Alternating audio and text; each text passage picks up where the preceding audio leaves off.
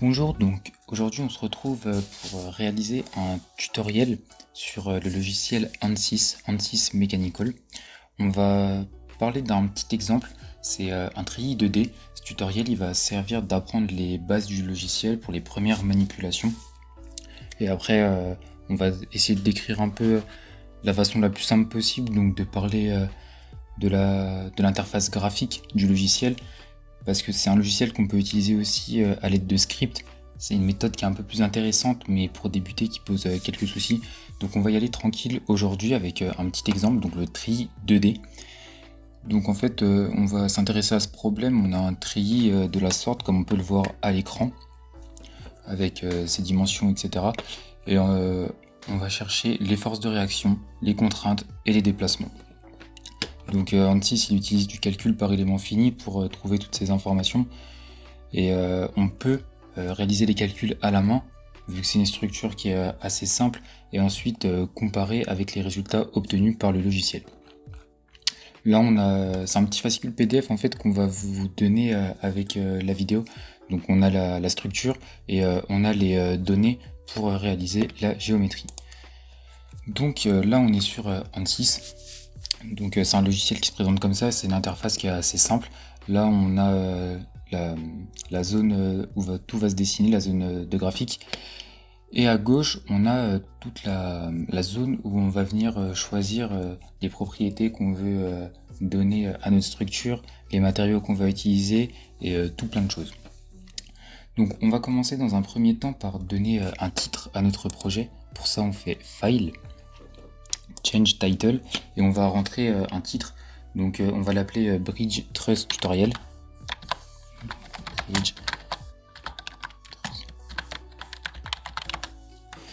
Donc voilà, tutorial, pardon, c'est de l'anglais. Ok, donc là pour l'instant ça n'a rien changé. Ce qu'on peut faire, on vient dans la barre de menu en haut, on fait plot, replot, et voilà on a le nom qui apparaît en bas à gauche. Donc la première étape, ça va être de créer les points de notre structure, donc avec les coordonnées qu'on a vues dans le fascicule, dans le PDF précédemment. Donc pour ça, on vient dans Pré-Processor, c'est là qu'on va créer toute la géométrie et tout ce qui la compose. Ensuite, on vient dans Modeling, Create, Keypoints, et on clique sur Inactive CS. Donc là, ça nous ouvre une petite fenêtre, comme on peut le voir ici.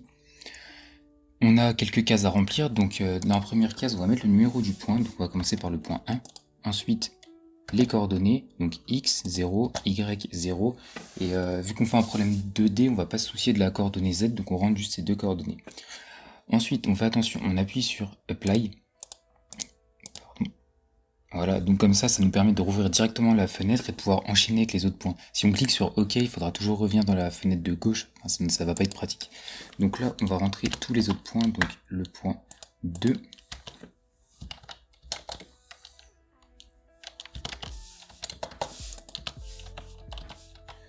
Voilà, apply, le point 3, 3600, 0, le point 4,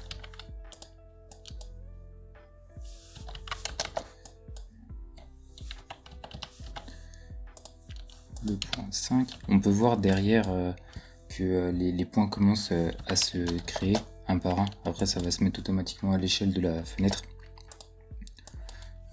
Le point 6, il y a 9000, 3118, et enfin le dernier point, le point 7, 10 800 et 0. Là cette fois on peut faire OK.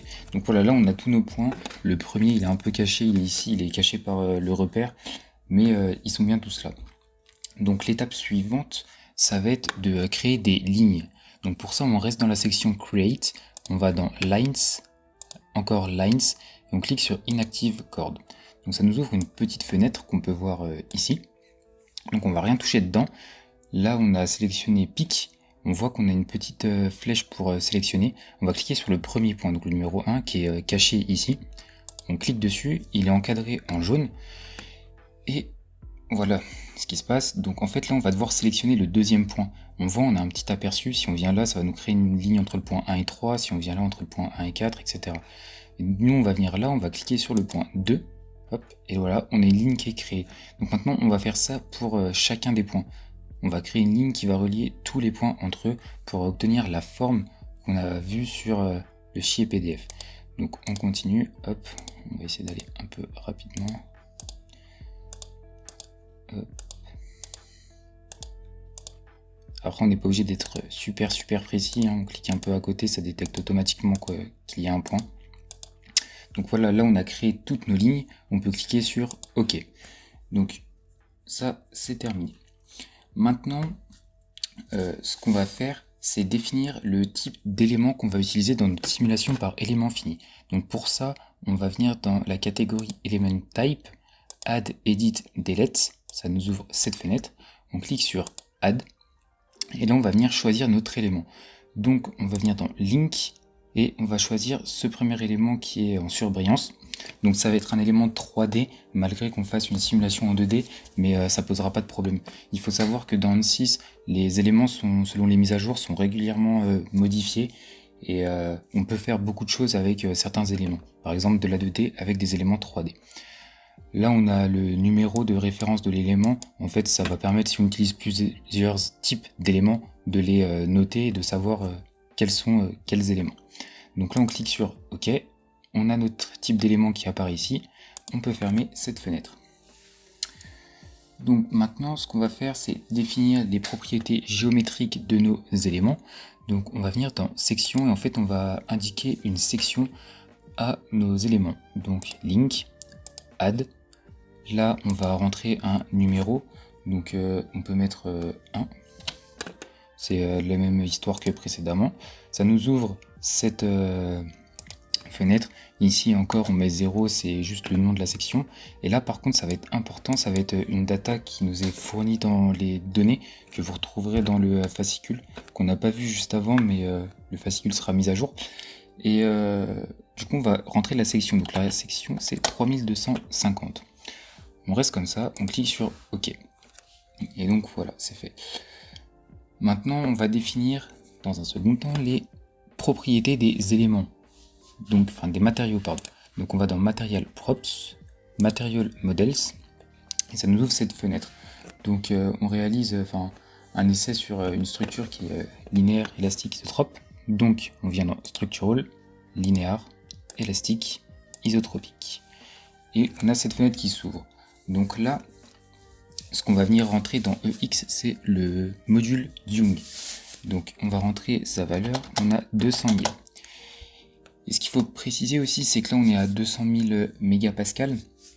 ANSYS ne gère pas les unités. C'est-à-dire que toutes les valeurs que vous allez lui donner, il faut qu'elles soient cohérentes entre elles. Et ça, c'est à votre charge. Le logiciel ne va pas le faire pour vous. Donc là, on rentre un coefficient un module Young, pardon, en mégapascal. Tout à l'heure, on a rentré des distances entre les différents points en millimètres. Et vous verrez, après, on imposera un chargement. Et le chargement, il sera imposé en newton. Donc c'est bien des unités qui sont cohérentes entre elles. Donc là, on clique sur OK. On a un petit message qui s'affiche, PRXY will be set to 0. Donc en fait, ça va être le coefficient de Poisson, ça nous indique qu'il est mis à 0 parce qu'on n'a pas rentré de valeur. Donc on clique sur OK. On va pouvoir fermer cette fenêtre d'ailleurs. Et voilà, donc maintenant on va passer à la partie du maillage. Donc pour ça, on va venir dans Meshing et on va définir un peu des propriétés pour notre maillage. Donc on va venir dans Size Control, ensuite Manual Size, Lines et All Lines. Donc là, en quelque sorte, on a sélectionné toutes les lignes. Et ce qu'on va venir faire, donc ici, on va pas mettre on va rien rentrer dans cette case. Elle correspond à la taille d'un élément, mais on va pas se baser sur la taille d'un élément. On va plutôt rentrer quelque chose ici. Donc ça va être le nom d'éléments par division. Donc nous, en fait, nos divisions, ça va être nos lignes. Et on souhaite qu'il y ait un élément par ligne. Donc on rentre 1 et on clique sur OK. Là, on a une vue éclatée de notre structure et on voit bien du coup qu'on a un élément par ligne. Maintenant, on va passer sur la catégorie donc Mesh pour réaliser le maillage. On va cliquer sur Lines et on va choisir Pick All.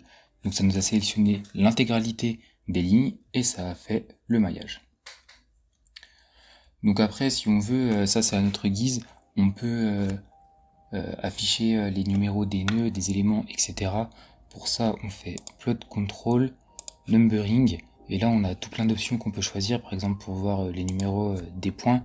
Là on peut cocher ça, on verra les numéros des nœuds, et ensuite par exemple Element Numbers, et on verra le numéro de chaque élément. On fait OK, et voilà, tout s'est affiché. Ici on a le numéro des nœuds et les numéros des éléments. Donc là en fait on en a fini pour la partie du modèle. On peut dès à présent sauvegarder, c'est quelque chose qui peut être important, surtout si après on veut tester plusieurs configurations, on n'aura plus qu'à importer la géométrie et du coup ce sera bien plus simple. Donc pour ça on fait File, Save As. Après on vient choisir le répertoire qui nous intéresse. Donc moi ça va être Desktop, Tutorial ANSYS. Je vais appeler mon fichier tuto. Et je clique sur OK. Donc la partie modélisation est terminée. Maintenant on va passer dans la partie où on va appliquer les conditions limites et les chargements. Donc on les a vus sur le schéma précédent, on peut peut-être les regarder à nouveau. Donc juste là, ici on a un appui, donc on va bloquer les déplacements selon l'axe Y et selon l'axe X. Alors qu'ici on a un appui mais différent, un appui roller, on va bloquer les déplacements seulement selon l'axe Y. Le déplacement selon l'axe X sera libre. Et après on a 4 chargements différents, donc sur les points 1, 3, 5 et 7. Donc c'est ce qu'on va dès à présent intégrer dans ANSYS. Donc pour ça on va venir dans la partie solution. On va d'abord définir le type d'analyse. Donc on va dans Analysis, New Analysis. Là on coche statique qui est déjà le cas. On clique sur OK. Donc l'analyse a été choisie. Ensuite, donc on applique les conditions limites. Donc pour ça on va venir dans Define Loads, Apply, Structural et on va agir sur les déplacements. Donc on choisit Displacement, On Key Points. On a notre petite fenêtre qui s'affiche avec notre petite flèche de sélection toujours. Et donc là on va venir sélectionner le premier point où on applique des contraintes. Donc on clique sur OK. On a cette fenêtre qui s'affiche. On a dit que sur ce point on bloquait selon Y et selon X. Toujours l'axe Z, vu qu'on est en 2D, on n'a pas vraiment besoin de s'en occuper. Donc on met dans la valeur 0, on fait Apply. Et voilà, on a deux petits triangles qui viennent s'afficher pour nous indiquer que ça a été pris en compte. Ensuite, on vient sur le point 7, donc on clique, on sélectionne, et cette fois, on va bloquer seulement selon UY. On a toujours notre valeur de 0, et on peut faire OK. Donc cette fois, on a un seul triangle dans la direction Y. Une fois que ça c'est fait, donc on va appliquer le chargement. Donc pour le chargement, on reste dans la même catégorie structural, mais on va venir sur Force Moment. Toujours On Key Point, et là c'est exactement le même système. Hein. On a notre petite fenêtre, notre flèche de sélection, on sélectionne notre premier point, OK. Là on choisit la direction, donc selon Y, on va donner notre valeur. Donc c'était 280 kN sur ce point, donc c'est ce que je vous disais tout à l'heure. Là il va falloir qu'on mette des newtons pour être cohérent avec les unités d'avant, donc on va mettre moins 280 000. On pense bien à mettre le signe moins car on est dans le sens des moins Y, et on fait Apply. Donc voilà, on a toujours notre sélection, on fait le point suivant, OK. Pour ce deuxième point là, les propriétés sont sauvegardées en quelque sorte, donc on a juste à changer la valeur. On va avoir 210 kN, on fait Apply. Troisième point, on avait à nouveau 280, Apply. Et enfin le dernier point ici, on est à moins 360 000. OK. Donc voilà, nos conditions aux limites et nos chargements sont prêts. On va pouvoir lancer le calcul. Donc pour ça, c'est tout simple. On va dans Solve et on clique sur Current LS. Là, on a un petit message qui s'affiche pour nous demander de vérifier ce qui est écrit dans cette fenêtre. C'est un petit résumé des différents paramètres qu'on a imposés. Donc on fait OK, on attend un petit peu.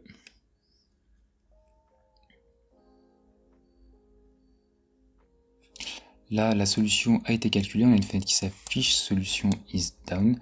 On clique sur close, ça on n'en a pas besoin. Et on va pouvoir traiter nos résultats. Donc pour ça, on vient dans la catégorie Général Post-Proc. Et on va, à partir de là, en fait, tous les résultats ont été calculés. Mais maintenant, on va pouvoir afficher et examiner vraiment ce dont on a envie. Donc, ce qu'on peut regarder dans un premier temps, c'est les réactions, donc ce qu'on recherchait. Pour ça, on vient dans General Post-Proc, List Results, et on va venir sur Reaction Solu. Là, on va cliquer sur All Struct Force F, et on va simplement cliquer sur OK. Donc on a une fenêtre qui s'ouvre avec nos forces de réaction sur les points où on a imposé des déplacements, donc sur le point 1 et sur le point 7. Donc on peut mettre de côté. Tout simplement. Maintenant, on va regarder donc les déformations. Donc pour ça, on va venir sur Plot Result. On va venir sur Deformed Shape. Et là, en fait, ce qu'on va faire, c'est afficher les déformations. Donc on va cliquer sur Def plus Undef Edge, qui va permettre d'afficher la structure dans sa configuration initiale et dans sa configuration déformée après le calcul. Donc on fait OK. Et voilà ce qu'on obtient. Donc en pointillé blanc, on a la configuration initiale. Et avec les couleurs, on a la configuration après le calcul. Donc là, ce qu'on peut voir, c'est que on a aussi la déflexion maximale qui est indiquée ici.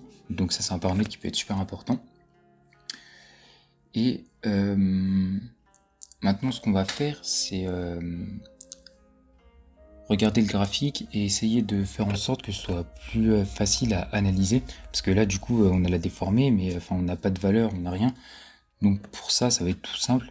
On va aller dans Plot Results, donc là où on est toujours, dans Contour Plot, et on va venir sur Nodal Solu. Donc ça nous ouvre une nouvelle fenêtre. On va choisir, vu qu'on regarde les déformations, Dov Solution, et on va choisir Displacement Vector Sum. On fait OK. Et là voilà, ça nous affiche donc les déformations au point nodaux, mais avec des couleurs et les valeurs qui nous intéressent.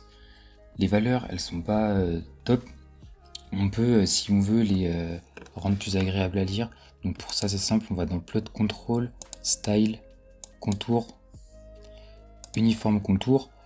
Là, on choisit un nombre, donc on va choisir 8. Ça va être le nombre de parties en fait, dans lequel on va séparer notre échelle. On va faire User Specified, la valeur minimum 0, la valeur maximum 8.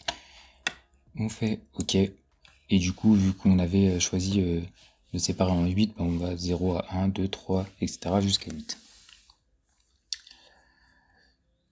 Donc, ça, c'est graphiquement. Si on veut lire les valeurs exactes, on peut aussi le faire. Donc pour ça, dans General Post-Proc, on va plus dans Plot Results, mais dans List Results.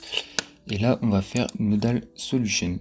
Donc on rechoisit le même item que tout à l'heure. On fait OK. Et là, on a notre fenêtre qui s'affiche. Donc avec les valeurs des déplacements, des déformations. Maintenant, ce qu'on va faire, c'est regarder donc la contrainte axiale. Donc pour ça, dans un premier temps, on va venir ici dans la barre de recherche qui est ici. En fait, c'est pas une barre de recherche, c'est une barre de commandes où on peut rentrer certaines commandes. Et on va écrire set, S-E-T, virgule, last. On fait entrer. Donc on a l'impression qu'il ne s'est rien passé, mais il s'est passé quelque chose qui va nous aider pour la suite, en fait, pour rentrer nos informations. Et du coup, on va venir dans General Post-Proc, Element Table, ici. On va faire Define Table. Donc on a cette fenêtre qui s'ouvre, on clique sur Add. Ici, on va venir mettre 0. Là, ça va être le nom de la table. En fait, on va créer une table qui va récupérer des valeurs. Donc là, on va mettre juste le nom de la table. On va l'appeler SAXL pour Stress Axial. On descend, on clique sur By Sequence Num ls. Là, on vient dans la petite boîte ici, rajouter un 1 et on clique sur OK. Donc en fait, la commande qu'on a utilisée précédemment, elle a permis de sélectionner certaines données qui nous permettent de créer cette table. Si on n'avait pas appliqué la commande précédemment, on n'aurait pas pu créer cette table, car en fait, on n'aurait pas eu de valeur qui était stockée par le logiciel. Donc tout simplement. Là maintenant, on fait Close. On vient dans Element Table toujours. Plot Element Table, si on veut un affichage graphique. On clique sur OK. Donc là, tout est blanc, c'est pas terrible. En fait, c'est à cause des réglages qu'on a mis précédemment pour les déformations. Donc on vient dans Plot Control, Style, Contour, Uniform Contour. Et en fait, ce qu'on va faire, c'est mettre en Auto Calculated. On enlève les réglages qu'on a mis précédemment. Parce qu'en fait, on n'a plus du tout les bonnes valeurs. On fait OK. Et voilà, nos contraintes ont été tracées.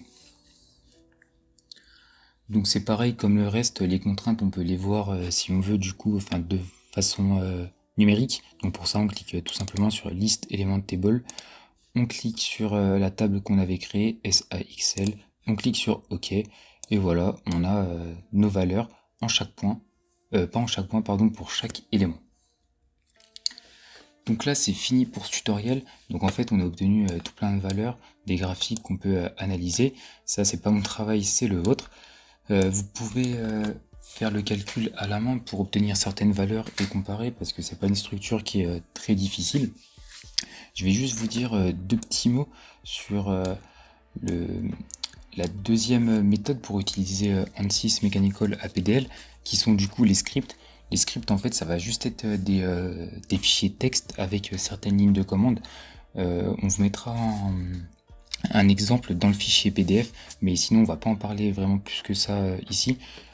Mais c'est une méthode qui est super efficace, que vous allez apprendre au fur et à mesure de votre utilisation, parce que de toute manière, sans utiliser le logiciel, vous n'arriverez pas à faire des scripts. Il va falloir comprendre comment le logiciel fonctionne correctement, dans quelle catégorie aller pour trouver quel type de données, quelles propriétés, etc.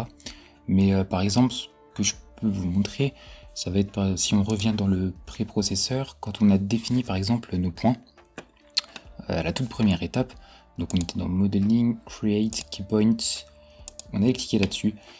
Si vous regardez bien, juste ici, on a un petit cas qui est entre crochets, et en fait, si vous regardez une nouvelle fois la vidéo, vous allez voir que tout le long, à chaque fois, quand on a cliqué sur, quand des boîtes de dialogue se sont ouvertes, en cliquant sur les propriétés, etc., on avait souvent des lignes écrites entre crochets, et en fait ce sont les commandes que vous devez utiliser pour créer vos scripts. Donc en fait c'est super simple. Par exemple pour créer des points, au lieu de devoir cliquer à chaque fois, ça va tenir pour créer un point sur une seule ligne dans un script. Donc là c'est K. Je vais vous montrer quelque chose d'autre aussi. Si on regarde ici par exemple, c'est comme beaucoup de logiciels, on a une aide en ligne, donc on a juste à taper help plus la commande ou la chose dont on ne comprend pas trop. Si je tape help et que je mets K par exemple, je fais entrée, ça va m'ouvrir l'aide en ligne. Donc là ça charge. Et en fait c'est comme ça qu'on apprend à faire des scripts. On va taper on va regarder dans l'aide. Et au fur et à mesure, on va comprendre comment marchent les commandes de script et ce sera super simple d'apprendre. Donc là, on ne le voit pas, mais ça m'a ouvert, c'est en train d'ouvrir l'aide en ligne de ANSYS. Voilà. Donc là, on tombe sur la commande K. Donc c'est juste une lettre pour définir des key points, pardon. Donc là, on a la description de la commande et en fait là, on a la structure de la commande. Comment l'écrire dans notre programme. Donc on a la commande K. Ensuite, on a NPT, et en fait, si on descend, on voit ici, le NPT est expliqué, ça va être le numéro en fait du keypoint, comme on les a rentrés tout à l'heure. Et ensuite, on va avoir simplement les coordonnées du point. Et en regardant, vous pouvez vous amuser, si vous voulez apprendre, vous regardez encore une nouvelle fois le tutoriel, et quand vous voyez des commande entre crochets, vous allez dans le logiciel ANSYS, vous tapez help la commande et vous allez trouver les explications des commandes et grâce à ça vous allez pouvoir comprendre assez facilement comment créer des scripts. Si par exemple là aussi tout à l'heure on a utilisé des éléments link 180, là il y a toute une page d'informations sur l'élément link 180 que moi j'ai regardé avant de faire le tutoriel pour bien comprendre comment j'allais pouvoir l'utiliser. Et du coup là, voilà, on a tout ça. Bon, il y a des trucs qui sont un peu compliqués, forcément. Quand on n'a pas l'habitude, on va pas forcément comprendre, mais ça va venir au fur et à mesure. Et du coup, faut vraiment pas hésiter à regarder l'aide en ligne, c'est fait pour ça. Et c'est comme ça que vous allez apprendre des choses justes et de façon de manière très simple. Donc voilà, sur ce, on va s'arrêter là. Je vous remercie d'avoir regardé le tuto et je vous souhaite bon courage pour apprendre à utiliser ANSYS. Merci.